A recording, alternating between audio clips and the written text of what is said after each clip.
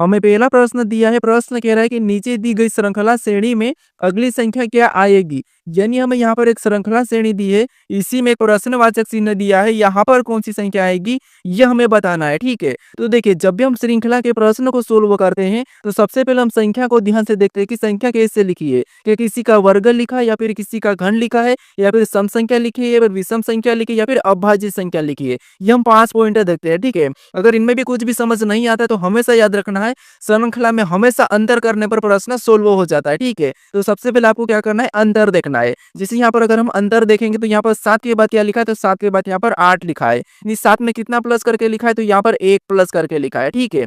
फिर हम आगे देखेंगे तो यहाँ पर 8 के बाद कितना लिखा है, 16 लिखा है। यानी 8 में कितना प्लस करा है, तो 8 में यहाँ पर प्लस करा है 8, ठीक है। कितना प्लस करा है, 8। फिर हम आगे देखेंगे तो यहाँ पर 16 के बाद कितना लिखा है, 43 लिखा है। यानी 16 में यहाँ पर कितना प्लस करके लिखा है, तो यहाँ पर 27 प्लस करके लिखा है।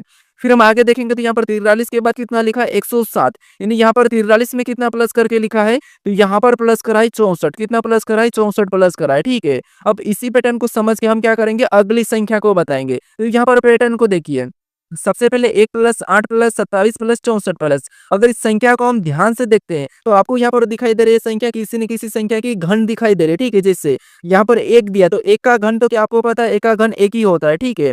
उसके बाद यहाँ पर 8, ये किसका घन है, तो ये 8 हमारा 2 का घन है। किसका घन है, 2 का घन है। फिर यहाँ पर 27 प्लस हुआ था, ये किसका घन है, तो ये हमारा 3 का घन है। फिर यहाँ पर 64 प्लस हुआ है, ठीक है। अब 64 किसका घन है, तो ये हमारा 4 का घन है, ठीक है। अब यहाँ पर अगली संख्या क्या प्लस होगी, तो यहाँ पर भी किसी संख्या का घन होगा। कैसे देखिए, जैसे 1 के बाद 2 का घन, फिर 3 का घन, फिर 4 का घन, तो अगला यहाँ पर क्या हो जाएगा, 5 का घन हो जाएगा, ठीक है। क्या हो जाएगा, 5 का घन। अब 5 का घन कितना होता है, तो 5 का घन होता है 125। 125 यहाँ पर प्लस होगा, तो 107 में 125 को जोड़ेंगे तो यहाँ पर क्या हो जाएंगे, 232। कितने हो जाएंगे, 232। ऑप्शन में देखिए कहाँ पर है, तो ऑप्शन नंबर हमें यहाँ पर सी में दिया है, तो ऑप्शन नंबर सी हमारा यहाँ पर सही जवाब होगा, ठीक है। तो श्रृंखला में हमेशा याद रखना, पहले से सबसे पहले अंतर देखिए प्रश्न को सोल्व करना है, ठीक है। अब चलिए हम बढ़ते हैं प्रश्न 2 पे। अब दूसरे नंबर का प्रश्न दिया है। अब प्रश्न कह रहा है कि पहली संख्या का संबंध दूसरी संख्या से, उसी तरह तीसरी संख्या का संबंध बताइए। यानी यहाँ पर जिस प्रकार 37 का संबंध 1369 से है, उसी प्रकार 57 का संबंध हमें बताना है, ठीक है। तो ये हमारा नंबर एनोलॉजी का प्रश्न है। तो हमें सबसे पहले यहाँ पर ये पता करना है कि 37 से 1357 कैसे लिखा है, उसी प्रकार हम यहाँ पर 57 का बताएंगे, ठीक है। तो यहाँ पर देखिए, सबसे पहले हम क्या करते हैं, छोटी संख्या से बड़ी संख्या लिखी हुई हो तो उस कंडीशन में हम क्या करते हैं, या तो वर्ग करके देखते हैं या फिर घन करके देखते हैं, ठीक है। तो यहाँ पर देखिए, सबसे पहले अगर हम करेंगे तो यहाँ पर 37 का वर्ग आपको पता आना चाहिए। तो 37 का वर्ग कितना होता है, तो 37 का वर्ग होता है 1369, और 1369 इसका संबंध दिया है। तो उसी तरीके से हम क्या करेंगे, यहाँ पर 57 का बताएंगे। तो 57 का भी वर्ग करेंगे तो 57 का वर्ग आपको पता होना चाहिए कि कितना होता है। अगर याद नहीं तो आपको क्या करना है, यहाँ पर गुणा करके देख लेना, जैसे 57 गुणे 57 कर लेना, ठीक है। क्या करना है, 57 गुणे 57। तो 57 का वर्ग कितना होता है, तो यहाँ पर होता है 32 49। कितना होता है, 32 49, ठीक है। तो ऑप्शन में देखिए 32 49 कहाँ पर है, तो ऑप्शन नंबर हमें यहाँ पर सी में दिया है, तो ऑप्शन नंबर सी हमारा यहाँ पर सही जवाब होगा। बस आप यहाँ पर लॉजिक को समझिए, बस रीजनिंग में आपको लॉजिक पता होना चाहिए, लॉजिक याद होना चाहिए। अगर आप डेली प्रैक्टिस सेट देखते हो तो आपको हर प्रकार की लॉजिक देखने को मिलेगी और वो फटाफट से आपके दिमाग में आएगी, ठीक है। अब चलिए हम बढ़ते हैं प्रश्न 3 पे। अब तीसरे नंबर का प्रश्न दिया है। अब प्रश्न कह रहा है कि उस वेन आर्य का चयन करें जो निम्नलिखित वर्गों को सही ढंग से निरूपित करता है। यानी हमें यहाँ पर अक्षर दिया है, वाक्य दिया और शब्द दिया है, इनका वेन डायग्राम कैसा बनेगा ये प्रश्न पूछा है, ठीक है। अब देखिए, जब भी हम वेन डायग्राम के प्रश्नों को सोल्व करते हैं तो सबसे पहले हम क्या करते हैं कि जो हमें शब्द दिए जाते हैं, जो वर्ग दिए जाते हैं, उनको ध्यान से देखते हैं कि उनका आपस में कोई संबंध है या नहीं है। आपको थोड़ा सा तो संबंध हमेशा दिखता ही है, लेकिन फिर भी हम क्या करते हैं, प्रश्न को 100% सोल्व करने के लिए क्या करते हैं, सही करने के लिए एक एक शब्द का डायग्राम बनाते हैं। जैसे सबसे पहले हम क्या करते हैं, किसी भी एक शब्द का डायग्राम बनाते हैं, ठीक है। तो यहाँ पर देखिए, सबसे पहले हम क्या करते हैं, यहाँ पर अक्षर का डायग्राम बना लेते हैं। तो ये हमने क्या किया, अक्षर का डायग्राम बना लिया, ठीक है। उसके बाद फिर हम यहाँ पर क्या करेंगे, दूसरे शब्द का बनाएंगे, जो कि हमें यहाँ पर दिया है वाक्य। अब वाक्य का डायग्राम बनाने से पहले हमें ये देखना है कि जो पहले हमने अक्षर का डायग्राम बनाया कि उनका वाक्य से कोई संबंध है या नहीं है। तो आप कहोगे यहाँ पर जैसे जो अक्षर है ये क्या है, ये वाक्य के अंदर आता है, क्या आता है, वाक्य के अंदर आता है, इसलिए वाक्य का डायग्राम कैसा बनेगा, तो ये बाहर से बन जाएगा। ठीक, कैसा बनेगा, बाहर से। अब देखिए उसके बाद फिर हम यहाँ पर क्या करेंगे, तीसरे शब्द का बनाएंगे। अब तीसरा शब्द हमें यहाँ पर क्या दिया, तो हमें यहाँ पर दिया शब्द। अब शब्द का डायग्राम बनाने से भी पहले हमें ये देखना है कि जो पहले हमने अक्षर और वाक्य का डायग्राम बनाया है, क्या उनका शब्द से कोई संबंध है या नहीं है। तो आप कहोगे इनका वाक्य से भी संबंध है और अक्षर से भी संबंध है, क्योंकि शब्द भी एक अक्षर से बनता है और ये वाक्य और फिर उसके बाद वाक्य बनता है। तो इसलिए शब्द का डायग्राम कहाँ पे बनेगा, तो यहाँ पर इसके अंदर क्या हो जाएगा, एक अक्षर हो जाएगा। ठीक है, तो डायग्राम कैसा बनेगा, तो डायग्राम हमारा कुछ इस टाइप से बनेगा। ठीक है, तो ऑप्शन में देखेंगे तो ऑप्शन नंबर हमें यहाँ पर ए में दिया है, तो ऑप्शन नंबर ए हमारा यहाँ पर सही जवाब हो जाएगा। ठीक है, अब चलिए हम बढ़ते हैं प्रश्न 4 पे। अब 4 नंबर का प्रश्न दिया है। अब प्रश्न कह रहा है कि निम्नलिखित विकल्पों में से असंगत युग्म का चयन करें। यानी हमें यहाँ पर 4 विकल्प दिए हैं, इनमें से 3 किसी न किसी तरह के समान है, लेकिन एक अलग है, उसका ही हमें क्या करना है, यहाँ पर चयन करना है। तो हमें यहाँ पर लेटर और संख्या दी है। ठीक है, इसका क्या करना है, हमें यहाँ पर आपस में रिलेशन देके 3 को अलग करना है और एक को बताना है। ठीक है, एक असंगत होगा। तो यहाँ पर देखिए हमें यहाँ पर क्या दिया, लेटर दिया और यहाँ पर संख्या दी। यहाँ पर लेटर दिया, यहाँ पर संख्या दी, तो इनका आमने सामने का हम संबंध पता करने की कोशिश करते हैं। ठीक है, जिससे यहाँ पर देखेंगे सी एबीसीडी में कितने नंबर पे आता है, तो एबीसीडी में 3 नंबर पे आता है और यहाँ पर 3 लिखा है। फिर यहाँ पर ए दिया और ए एबीसीडी में कितने नंबर पे, 1 नंबर पे आता है और 1 लिखा है। टी हमारे एबीसीडी में कितने नंबर पे, 20 नंबर पे आता है और यहाँ पर 20 लिखा है। यानी आपको यहाँ पर पैटर्न पता चला होगा। ठीक है, अब नीचे देखते हैं। ऑप्शन बी में देखेंगे तो डी हमारा एबीसीडी में 4 नंबर पे आता है और यहाँ पर 4 लिखा है। ओ हमारा 15 नंबर पे आता है और यहाँ पर 15 लिखा है। जी 7 नंबर पे आता है, यहाँ पर 7 लिखा है। यानी दोनों ऑप्शन हमारे एक जैसे मिल चुके हैं। अब हमें इन दोनों में से देखना है। अब हम ऑप्शन सी में देखेंगे तो एफ हमारा कितने नंबर, 6 नंबर पे आता है, यहाँ पर 6 लिखा है। ओ हमारा 15 नंबर पे आता है, 15 लिखा है। 124 नंबर पे आता है, यहाँ पर 24 लिखा है। यानी यहाँ पर तीनों की तीनों जो विकल्प सेम मिल चुके हैं, इसका मतलब ये कि ये असंगत होगा। ठीक है, फिर भी इसको चेक करते हैं। जैसे सी 3 नंबर पे आता है, यहाँ पर 3 लिखा है। ओ 15 नंबर पे आता है, यहाँ पर 15 लिखा है। डब्ल्यू 23 नंबर पे आता है, यहाँ पर क्या लिखा है, 24 लिखा है। यहाँ पर ध्यान ध्यान देना, यहाँ पर इसने गलती करा है। ठीक है, ये हमारा क्या है, इन तीनों से अलग है, ये क्या है, असंगत है। तो ऑप्शन नंबर हमारा कौन सा वाला, डी वाला असंगत है। बाकी ये तीनों क्या है, तो ये तीनों हमारे एक जैसे। ठीक है, तो ऑप्शन नंबर डी हमारा यहाँ पर सही जवाब होगा। अब चलिए हम बढ़ते हैं प्रश्न 5 पे।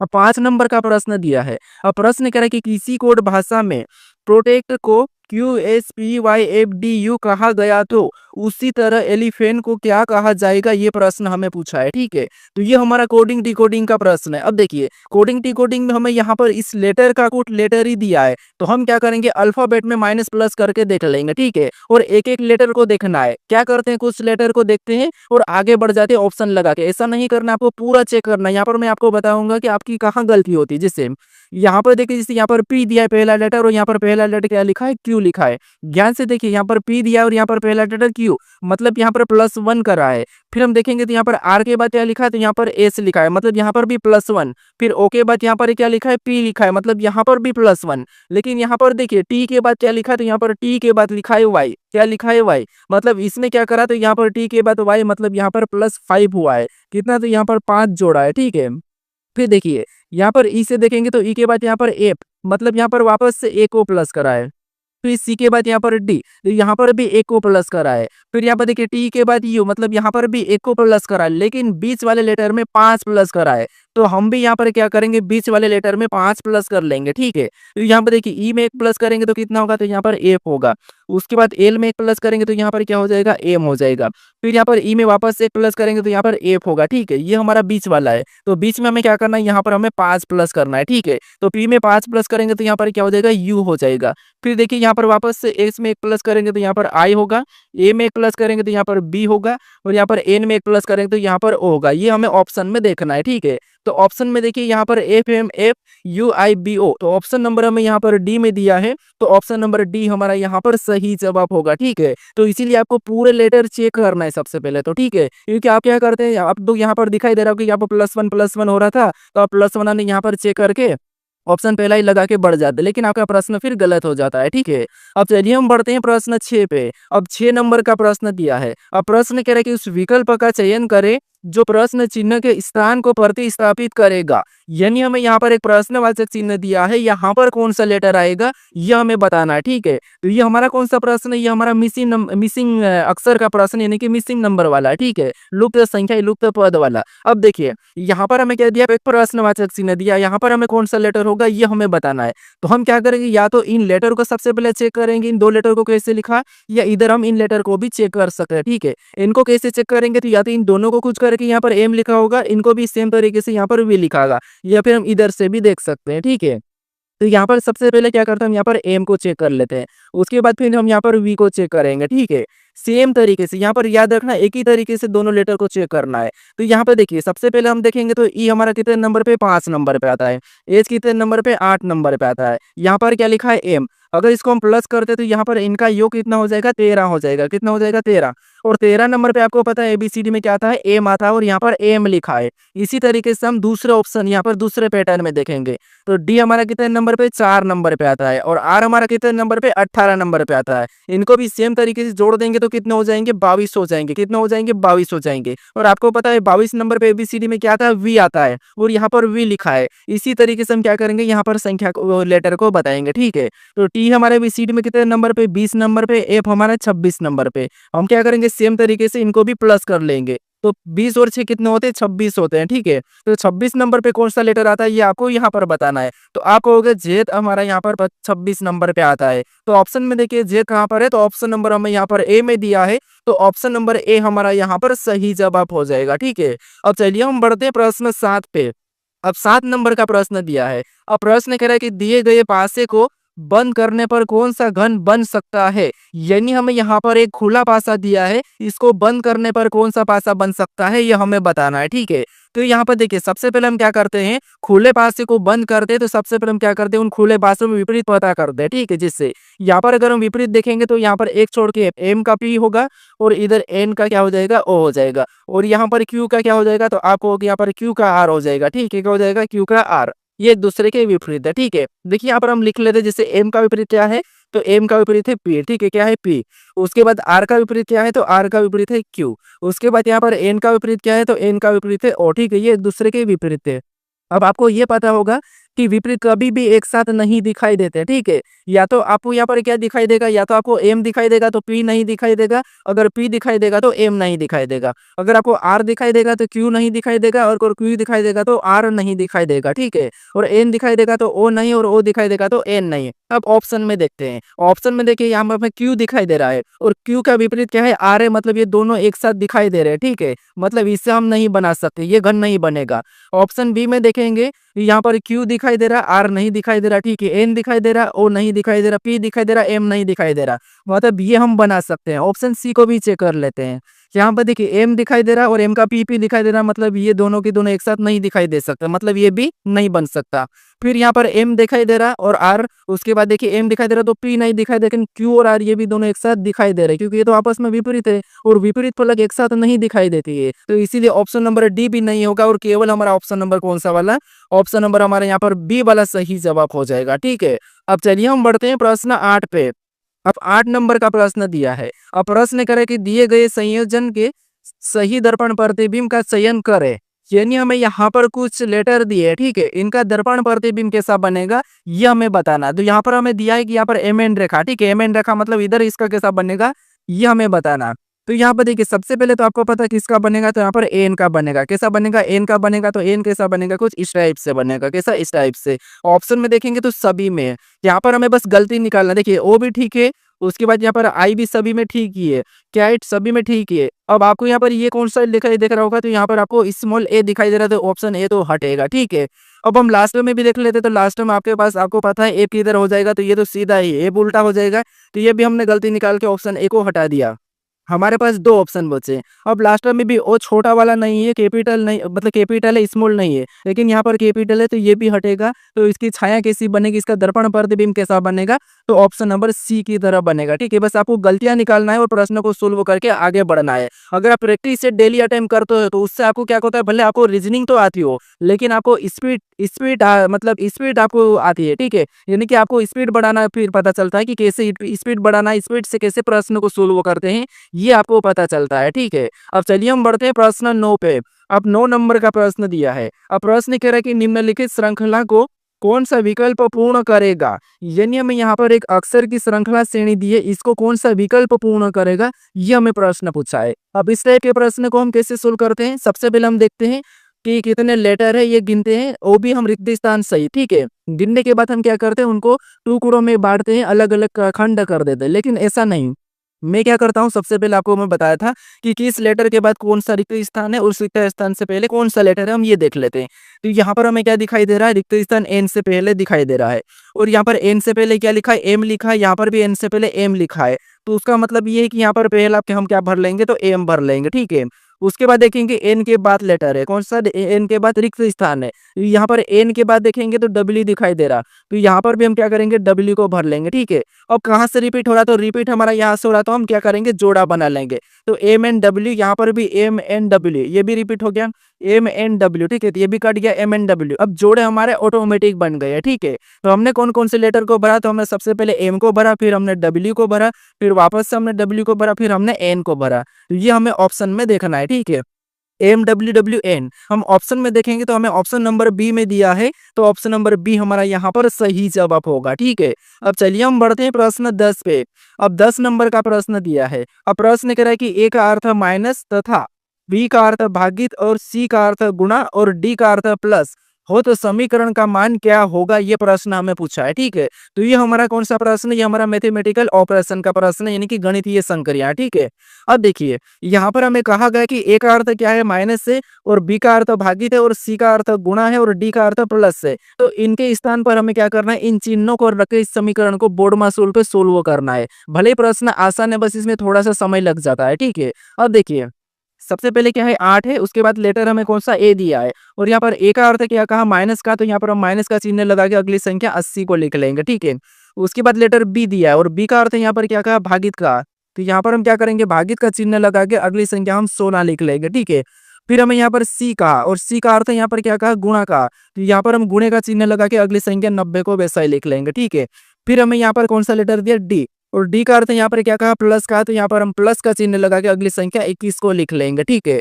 अब हम बोर्ड मास रूल पे इसको सोल्व कर लेंगे। तो सबसे पहले हम भाग देते हैं, तो यहाँ पर देखिए 8, ये 8 और माइनस तो ऐसा ही रहेगा, इसमें भाग देंगे तो 16 पंजे कितने होते हैं, 80, मतलब ये 5 बार में गया, और गुणे 90 को हम क्या करेंगे, वैसा ही उतार लेंगे। ठीक है, और प्लस 21 को भी वैसा ही उतार लेते हैं, हम स्टेप बाय स्टेप कर रहे हैं।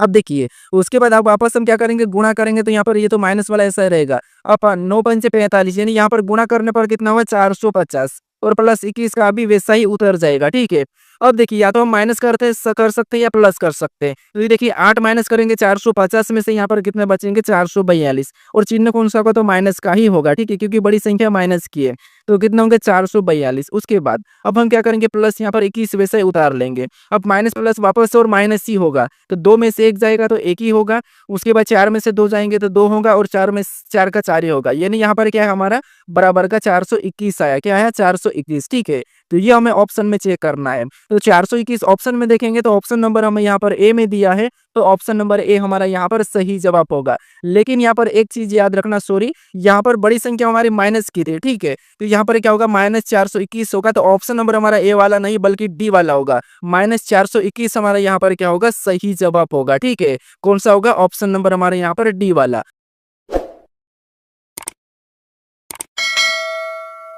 अब चलिए हम बढ़ते हैं प्रश्न 11 पे। अब 11 नंबर का प्रश्न दिया है। अब प्रश्न यहाँ पर क्या करने कह रहा है कि धीरज संतोष का एक लौता पुत्र है और संतोष मेरी माँ की एक लौती पुत्री है।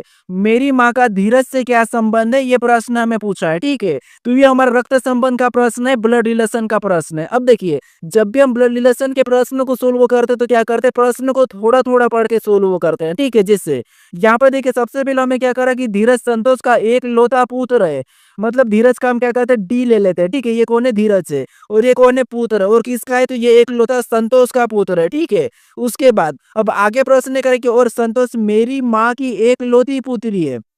अब मान लो ये मैं हूँ, ठीक है? ये कौन हूँ? मैं हूँ और मेरी माँ कौन है? ये एम है, ठीक है? ये माँ है और मेरी माँ की एकलौती पुत्री कौन है? संतोष है। तो ये संतोष इसकी क्या है? एकलौती पुत्री है, ठीक है? ये मेरी माँ है। अब प्रश्न आगे पूछ रहा है कि मेरी माँ का धीरज से क्या संबंध है? यानी मेरी माँ कौन है? ये रही है, ठीक है? ये मेरी माँ है। इसका धीरज से क्या संबंध है? ये प्रश्न पूछा है। तो सी हमारा यहाँ पर लगा, यानी धीरज की मेरी माँ क्या लगेगी? तो आप कहोगे ये धीरज मतलब ये आप हो और आपकी कौन है? ये संतोष माँ है और आपकी माँ की माँ ये है। तो आपकी माँ की माँ आपकी क्या लगती है? तो आप कहोगे अपनी माँ की माँ अपनी लगती है नानी, तो यहाँ पर नानी हो गई, ठीक है? तो ऑप्शन में देखिए नानी कहाँ पर है? तो ऑप्शन नंबर हमें यहाँ पर सी में दिया है, तो ऑप्शन नंबर सी हमारा यहाँ पर सही जवाब हो जाएगा, ठीक है? आपको हमेशा खुद को लेके ब्लड रिलेशन के प्रश्नों को सोल्व करना है। अब चलिए हम बढ़ते हैं प्रश्न 12 पे। अब 12 नंबर का प्रश्न दिया है। अब प्रश्न यहाँ पर देखिए हमें कथन दिया है, 2 कथन दिया है, ठीक है? उसके बारे में यहाँ पर हमें 2 निष्कर्ष दिया है। तो सबसे पहले हमें यहाँ पर कथन को समझना है, फिर उसके बारे में निष्कर्ष क्या कह रहा है हमें ये देखना है। तो हमेशा आपको कथन की सुनना है, कथन को सत्य मानना है, ठीक है? तो यहाँ पर देखिए जैसे सबसे पहले कथन को देखेंगे तो पहला कथन हमें कह रहा है कि कुछ विद्यार्थी खिलाड़ी है, यानी कुछ विद्यार्थी क्या है? ये विद्यार्थी है, ठीक है? ये कुछ विद्यार्थी क्या है? खिलाड़ी है। तो यहाँ पर हम डायग्राम बना लेते हैं कि कुछ विद्यार्थी क्या है? खिलाड़ी है, ठीक है? तो यहाँ पर के मतलब खिलाड़ी और वी मतलब विद्यार्थी, ठीक है? उसके बाद अब दूसरा कथन हमें क्या कह रहा है? तो देखिए दूसरा कथन हमें कह रहा है कि यहाँ पर सभी खिलाड़ी क्या है? पुरुष है। सभी खिलाड़ी पुरुष है, तो यहाँ पर पुरुष का डायग्राम बाहर से बन जाएगा, ठीक है? अब सभी के सभी खिलाड़ी क्या है? पुरुष है, ठीक है? तो ये हमने पुरुष बना लिया। अब इसके बारे में कथन यानी कि निष्कर्ष क्या कह रहा है हमें ये देखना है। तो यहाँ पर देखिए निष्कर्ष से पहला कह रहा है कि सभी पुरुष खिलाड़ी है, कि यहाँ पर आपको सभी पुरुष खिलाड़ी दिखाई दे रहे हैं क्या? तो आप कहोगे इस डायग्राम में हमें सभी पुरुष खिलाड़ी नहीं दिखाई दे रहे, हमें तो यहाँ पर सभी खिलाड़ी पुरुष दिखाई दे रहे हैं। तो ये तो हमें गलत कह रहा है क्योंकि सभी खिलाड़ी पुरुष है लेकिन सभी पुरुष खिलाड़ी नहीं है, तो यहाँ पर हमें गलत कह रहा है, तो ये वाला पहला वाला निष्कर्ष गलत है। फिर हम दूसरे को देखते हैं। अब दूसरा क्या कहा कि कुछ पुरुष विद्यार्थी है, यहाँ पर आपको कुछ पुरुष विद्यार्थी दिखाई दे रहे हैं, तो आप कहोगे यहाँ पर हमें कुछ पुरुष विद्यार्थी दिखाई दे रहे हैं। इसका मतलब निष्कर्ष हमें दूसरा तो सही कह रहा है, ठीक है? क्या कह रहा है? सही कह रहा है। तो यहाँ पर हमारा निष्कर्ष दूसरा क्या करता है? अनुसरण करता है। ऑप्शन में देखेंगे तो ऑप्शन नंबर हमें यहाँ पर सी में दिया है, तो ऑप्शन नंबर सी हमारा यहाँ पर सही जवाब होगा। बस आसान है, आपको हमेशा कथन की सुनना है, निष्कर्षों को दुश्मन मानना है, ठीक है? मान लीजिए एग्जाम्पल है। अब चलिए हम बढ़ते हैं प्रश्न 13 पे। अब 13 नंबर का प्रश्न दिया है। अब प्रश्न कह रहा है कि एक कूट भाषा में रेलवे को HYQNCYA कूट किया गया है, तो स्टेशन का कूट क्या होगा? ये प्रश्न हमें पूछा है, ठीक है? तो ये हमारा कौन सा है? कोडिंग डिकोडिंग का प्रश्न है। अब कोडिंग डिकोडिंग के प्रश्न में आपको पता है यहाँ पर देखिए लेटर का कोड लेटर ही दिया है, तो हम क्या करेंगे यहाँ पर अल्फाबेट में माइनस प्लस करके देख लेंगे, उसका विपरीत लेटर बता लेंगे, ठीक है? तो यहाँ पर थोड़ा सा लॉजिक को समझना, क्योंकि आप क्या करते हैं लॉजिक आपको पता ही नहीं चलती है और आप प्रश्न में टाइम लगा देते हो और प्रश्न को छोड़ के आ जाते हो, ठीक है? तो ये ध्यान रखना थोड़ा सा, आपको क्या करना है प्रैक्टिस सेट, जब भी आप प्रैक्टिस सेट लगाते हो तो लॉजिक को याद करते हुए चलना कि कौन कौन सी लॉजिक लगती है। रीजनिंग को आसान बनाने के लिए बस सिर्फ एक ही तरीका है, बस आपको लॉजिक फटाफट से आपके दिमाग से निकलना चाहिए। तो यहाँ पर देखेंगे एक-एक लेटर को, तो जैसे देखिए आर से क्या लिखा है? एच लिखा है। और 18 पे एच कितने 8 नंबर पे मतलब यहाँ पर -10 करा है, ठीक है? फिर देखिए ए हमारा 1 नंबर पे, वाई हमारा 25 मतलब यहाँ पर माइनस की बात करते हैं तो यहाँ पर माइनस हमारा 2 कर रखा, ठीक है? फिर हम देखेंगे यहाँ पर 9 आई मतलब 9 नंबर पे आता है और यहाँ पर क्यूब, तो इसमें क्या करा प्लस करा 8, इसमें क्या करा प्लस करा 8, मतलब ऐसा तो हमारे यहाँ पर बात नहीं बनेगी, ठीक है? तो यहाँ पर थोड़ा सा लॉजिक को समझिए। जैसे यहाँ पर क्या है? आर है और यहाँ पर क्या है? एच है। अगर हम यहाँ पर देखते हैं तो आर में अगर एक प्लस कर देंगे, ठीक है? तो क्या होगा? एस होगा और एस का विपरीत लेटर क्या होता है? तो आप कहोगे विपरीत लेटर तो होता है एच। क्या होता है? एच, और यहाँ पर एच लिखा है, ठीक है? यहाँ पर देखिए एच लिखा है। फिर हम यहाँ पर ए में भी एक प्लस करेंगे तो क्या होगा? तो बी होगा। क्या होगा? बी, और बी का विपरीत लेटर क्या होता है? तो बी का विपरीत लेटर होता है वाई, और यहाँ पर देखिए ए का भी यहाँ पर क्या लिखा है? वाई लिखा है। फिर यहाँ पर देखिए आई, और आई में एक जोड़ेंगे तो क्या होगा? जे हो जाएगा, और जे का विपरीत क्या लेटर क्या होता है? तो आप कहोगे जे का विपरीत लेटर होता है क्यू। क्या होता है? क्यू, और यहाँ पर देखिए क्यू भी लिखा है। फिर यहाँ पर देखिए एल, और एल में एक जोड़ेंगे तो क्या होगा? तो एम होगा। क्या होगा? एम, और एम का विपरीत लेटर क्या होता है? तो एम का विपरीत लेटर होता है एन, और यहाँ पर देखिए एन भी लिखा है। फिर देखिए यहाँ पर डब्ल्यू, डब्ल्यू में को जोड़ेंगे तो क्या होगा? एक्स, और एक्स का विपरीत लेटर क्या है? तो विपरीत लेटर है सी, और यहाँ पर देखिए सी लिखा है। फिर यहाँ पर देखेंगे ए में एक जोड़ेंगे तो क्या होगा? बी, और बी का विपरीत लेटर आपको पता है वाई है, और यहाँ पर देखिए वाई भी लिखा है। फिर यहाँ पर वाई में एक क्या करेंगे हम? प्लस करेंगे तो क्या होगा? जेड, और जेड का विपरीत लेटर क्या है? ए है, और यहाँ पर देखिए ए बी लिखा है। मतलब जो हमने यहाँ पर विपरीत निकाला वही की वही यहाँ पर निकला है, ठीक है। तो आपको यहाँ पर लॉजिक पता चल रहा होगी, प्लस करके उसका क्या करना है, विपरीत करना है। तो यहाँ पर इसमें एक प्लस करेंगे तो क्या होगा, टी, और टी का विपरीत क्या होगा, यू होगा, ठीक है। क्या होगा, सॉरी, टी का विपरीत जी हो जाएगा, क्या हो जाएगा, जी। उसके बाद यहाँ पर देखिए टी, और टी में एक जोड़ेंगे तो क्या होगा, यू, और यू का विपरीत थोड़ा सा देखिए, सबसे पहले क्या करेंगे, इसमें जोड़ेंगे। तो एस में एक जोड़ेंगे तो क्या होगा, टी होगा, और टी का विपरीत क्या होता है, तो टी का विपरीत होता है जी। उसके बाद यहाँ पर टी में एक जोड़ेंगे तो क्या होता है, यू हो जाएगा, और यू का विपरीत क्या होता है, तो एफ होता है, ठीक है। उसके बाद यहाँ पर ए में एक जोड़ेंगे तो क्या होगा, बी होगा, और बी का विपरीत लेटर क्या है, तो वो है वाई है, ठीक है, वाई है। तो यहाँ पर ऑप्शन में देखेंगे तो ऑप्शन ए नहीं होगा, ऑप्शन बी तो नहीं हो सकता। फिर यहाँ पर देखिए टी, और टी में एक जोड़ेंगे तो क्या होगा, यू, और यू का विपरीत लेटर क्या है, तो आपको हो गया एफ। एफ यहाँ पर देखेंगे तो दोनों में है। उसके बाद यहाँ पर आई, आई में एक जोड़ेंगे तो क्या होगा, जे, और जे का विपरीत लेटर क्या है, क्यू है, ठीक है। ऑप्शन में यहाँ पर हमारा जी आ चुका है, तो ऑप्शन डी नहीं होगा। ऑप्शन हमारे यहाँ पर कौन सा वाला, सी वाला सही जवाब होगा, ठीक है। कौन सा, ऑप्शन नंबर सी। चाहो तो आप इससे पूरा भी चेक करके देख लीजिए। अब चलिए हम बढ़ते हैं प्रश्न 14 पे। अब 14 नंबर का प्रश्न दिया है। अब प्रश्न करें कि निरंतर 300 वर्षों में महीने की 31 तारीख कितनी बार आएगी, यानी लगातार 300 वर्षों में महीने की 31 तारीख कितनी बार आएगी, यह हमें प्रश्न पूछा है, ठीक है।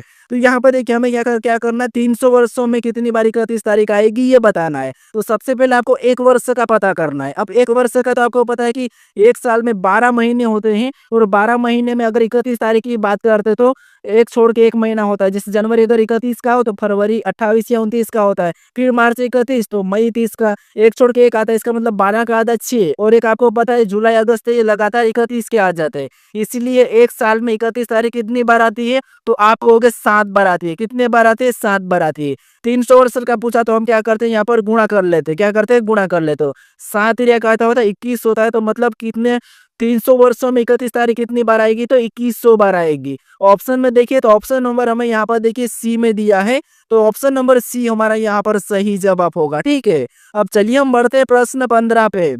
अब 15 नंबर का प्रश्न दिया है। अब प्रश्न करें कि दी गई अक्षर श्रृंखला में प्रश्न चिन्ह का स्थान ज्ञात कीजिए। यानी हमें यहाँ पर अक्षर समूह की एक श्रृंखला श्रेणी दी है, इसी में प्रश्नवाचक चिन्ह दिया है। यहाँ पर कौन से अक्षर समूह आएंगे यह हमें बताना है, ठीक है। तो देखिए अक्षर वाली श्रृंखला श्रेणी को जब भी सोल्व करना है तो आपको एक एक लेटर को देखते हुए चलना है, या फिर आपको क्या करना है, इनकी सीरियल वाइज पता करना है। ये भी अल्फाबेट में ही कुछ माइनस प्लस होगा, ठीक है। तो देखिए जैसे यहाँ पर अगर देखेंगे हम एन से, यहाँ पर क्या लिखा है, एस लिखा है। मतलब एन हमारा 14 नंबर पे आता है, एस हमारा 19 नंबर पे आता है। तो 14 से 19 मतलब यहाँ पर कितना प्लस हो रहा है, तो आपको हो गए 5 प्लस। फिर यहाँ पर देखेंगे एस से क्या लिखा है, एक से लिखा है। मतलब यहाँ पर 100 हमारा 24 नंबर पे आता है, ये 19। तो 19 से 24 मतलब यहाँ पर भी क्या हुआ, तो +5 हुआ है। फिर 100 से यहाँ पर सी लिखा है, तो यहाँ पर देखिए 124 और 3 नंबर, तो यहाँ पर भी क्या होता है, यहाँ पर भी 5 प्लस हुआ है। तो अगला लेटर बताने के लिए हम यहाँ पर क्या करेंगे, 5 प्लस कर लेंगे। तो सी 3 नंबर पे 5 प्लस करेंगे तो यहाँ पर क्या हो जाएगा, एच हो जाएगा। ऑप्शन देखेंगे तो डी नहीं होगा और ए नहीं होगा, ठीक है। अब हम दूसरे लेटर को देखते हैं। दूसरे लेटर में से एम, एम से यहाँ पर एस लिखा है। मतलब एम 13 नंबर पे और ये एस 19 नंबर पे, मतलब यहाँ पर +6 हुआ है। फिर एस से यहाँ पर वाई लिखा है, तो यहाँ पर भी क्या हुआ, तो यहाँ पर भी +6। वाई से यहाँ पर ई लिखा है, तो यहाँ पर भी क्या हुआ, +6, ठीक है। तो आगे वाला बताने के लिए हम यहाँ पर क्या करेंगे, +6 कर लेंगे। तो ई 5 नंबर पे 6 जोड़ेंगे तो 11 होगा, मतलब यहाँ पर क्या होगा, के होगा। ऑप्शन में देखेंगे तो बी नहीं होगा, ऑप्शन नंबर हमारा सी वाला सही होगा, ठीक है। पूरा भी चेक करने की जरूरत नहीं है, चाहो तो आप चेक कर लीजिए, वही होगा। अब चलिए हम बढ़ते हैं प्रश्न 16 पे।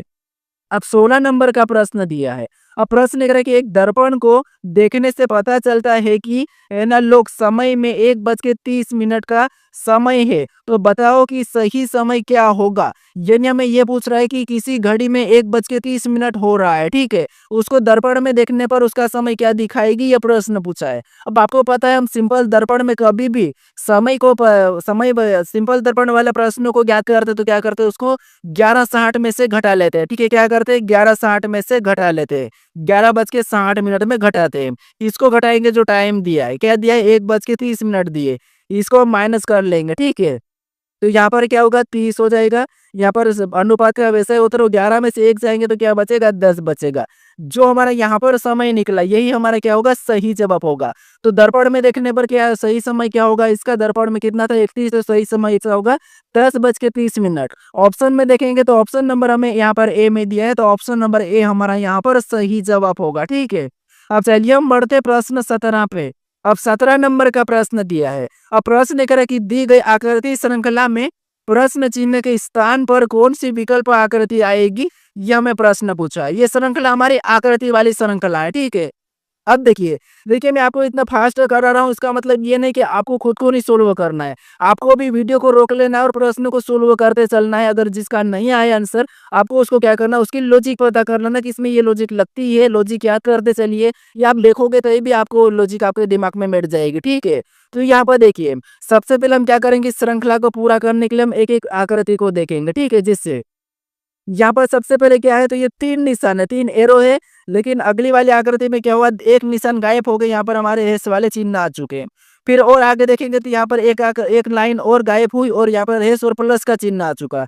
तो अगले वाले में क्या होगा, तो ये वाली जो लाइन गायब हो जाएगी और हेस वाला चिन्ह तो यहाँ पे आ जाएगा। ठीक है, ये वाला भी हो जाएगा, प्लस का भी यही रहेगा और यहाँ पर कोई 2 नए चिन्ह आ जाएंगे। ऑप्शन में देखेंगे तो हेस और प्लस हमें केवल कहाँ पर सी में दिखाई दे रहे हैं। तो ऑप्शन नंबर हमारा यहाँ पर कौन सा वाला, अगले आकर के ऑप्शन सी वाले हो गए। ठीक है, तो ऑप्शन सी हमारा यहाँ पर सही जवाब होगा। अब चलिए हम बढ़ते प्रश्न 18 पे। अब 18 नंबर का प्रश्न दिया है। अब प्रश्न क्या है कि दिए गए कागज को रेखा अनुसार मोड़कर खोलने पर कैसा दिखाई देगा, ये प्रश्न हमें पूछा है। ठीक है, तो ये हमारा पेपर कटिंग फोल्डिंग का प्रश्न है। अब देखिए यहाँ पर हम क्या करेंगे, सबसे पहले देखिए, सबसे पहले यहाँ पर हमें कहा कि इस वाले निशान पे मोड़ना है। ठीक है, तो इसको हम इस इधर साइड मोड़ेंगे तो यहाँ पर देखिए ये जो गोल वाला ऐसा ही बनेगा, यहाँ पर ये वाले भी सेम ऐसे ही बन जाएंगे। ठीक है, कैसा बनेगा, तो ये जो यहाँ पर है वो कि वो सेम यहाँ पर भी बनेंगे। ठीक है, यहाँ पर और सेम अगर हम ये इस वाले निशान से घुमाएंगे तो इधर भी सेम क्या बनेगा, वैसा ही बनेगा और यहाँ पर भी सेम ऐसा ही बनेगा। ऑप्शन में देखेंगे तो हमें केवल केवल डी में दिखाई दे रहा है। कहाँ पर दिखाई दे रहा है, ऑप्शन नंबर हमें यहाँ पर डी में दिखाई दे रहा है, तो ऑप्शन नंबर डी हमारा इस प्रश्न का सही जवाब होगा। ठीक है, अब चलिए हम बढ़ते प्रश्न 19 पे। अब 19 नंबर का प्रश्न दिया है। अब देखिए प्रश्न करें कि दी गई संख्याओं को आरोही क्रम में लिखने पर तीसरी संख्या के बाद कौन सी संख्या होगी, यह हमें प्रश्न पूछा है। ठीक है, तो यहाँ पर हमें कुछ संख्या दिए, इसको हमें क्या करना है, आरोही क्रम में लिखना है, उसके बाद तीसरी संख्या के बाद कौन सी संख्या होगी यह हमें बताना है। ठीक है, तो यहाँ पर अगर हम आरोही क्रम की बात करते तो बढ़ते क्रम में, अवरोही मतलब घटते क्रम में। तो बढ़ते क्रम में आपको पता है तीसरी संख्या के बाद पूछा तो हम थोड़ी सी संख्या लिख लेते हैं। इसमें सबसे पहले छोटी संख्या कौन सी है, तो आपको होगी 20 से, और 20 के बाद कौन सी है, तो आपको होगी 21 से, और 21 के बाद फिर आएगी तो अगली 37 आ गई। ठीक है, और 37 के बाद फिर अगली हमारी कौन सी आ गई, 46 आ गई। हमें क्या पूछा था, तीसरी संख्या के बाद, तो ये 1 2 3, तीसरी संख्या के बाद हमें यहाँ पर 46 दिखाई दे रही है, तो यही हमारा क्या होगा, सही जवाब होगा। तो ऑप्शन नंबर डी हमारा यहाँ पर सही जवाब हो जाएगा। ठीक है, हमें यहाँ पर तीसरी संख्या के बाद पूछा था। अब चलिए हम बढ़ते हैं प्रश्न 20 पे। अब 20 नंबर का प्रश्न दिया है। अब प्रश्न करें कि नीचे दी गई आकृति में त्रिभुज की संख्या ज्ञात करें, यानी इस आकृति में त्रिभुज की संख्या कितनी है यह हमें बताना है। ठीक है, तो यहाँ पर देखिए जैसे सबसे पहले अगर देखें तो आपको ये वाला पता होगा कि इस वाले हिस्से में त्रिभुज की संख्या कितनी होती है, तो आपको रटा रटा होगा 3 होते हैं। कितने होते हैं, 3 होते हैं। अगर इस वाले में 3 है तो इसमें भी कितने हो जाएंगे, तो आपको हो गई यहाँ पर भी 3 हो जाएंगे। कितने हो जाएंगे, यहाँ पर 3। उसके बाद फिर और देखेंगे तो एक ये हिस्सा में दिखाई दे रहा है उसी का। ठीक है, कौन सा वाला, ये वाला, तो यहाँ पर भी कितने होंगे, 3। और आपको एक और हिस्सा दिखाई दे रहा है ऊपर से, तो यहाँ पर भी कितने हो जाएंगे, तो आपको हो गए यहाँ पर भी 3 हो जाएंगे। और सेम और भी हिस्सा में दिख रहे हैं, तो अगर यहाँ से अगर हम इसको देखते हैं, ठीक है, इसको देखेंगे यहाँ पर भी 3 हो जाएंगे। अगर हम और भी देखेंगे तो एक हिस्सा में यहाँ से दिखाई दे रहा है, ठीक है, कि ये इधर साइड से, तो यहाँ पर भी 3 हो गए। तो 3 3 3 3 यानी टोटल कितने हैं, तो यहाँ पर हमें 15 दिखाई दे रहा है। ठीक है, कितने दिखाई दे रहे हैं, तो आपको हो गए यहाँ पर हमें 15 दिखाई दे रहे हैं। ठीक है, तो 15 ऑप्शन में देखिए, तो ऑप्शन नंबर हमें डी में दिया है, तो ऑप्शन नंबर डी हमारा यहाँ पर सही जवाब होगा। ठीक है, अब चलिए हम बढ़ते हैं प्रश्न 21 पे। अब जो 21 नंबर का प्रश्न है, यहाँ पर प्रश्न करें कि नीचे दिए गए विकल्पों में से संबंधित शब्द को चुने, यानी जिस प्रकार बांग्लादेश का संबंध टका से है, उसी प्रकार जापान का संबंध किससे होगा, ये आपको बताना। ठीक है, तो इसका सही जवाब क्या है ये मुझे कमेंट करके बताएं। ठीक है, अब चलिए हम मिलते हैं नेक्स्ट वीडियो में।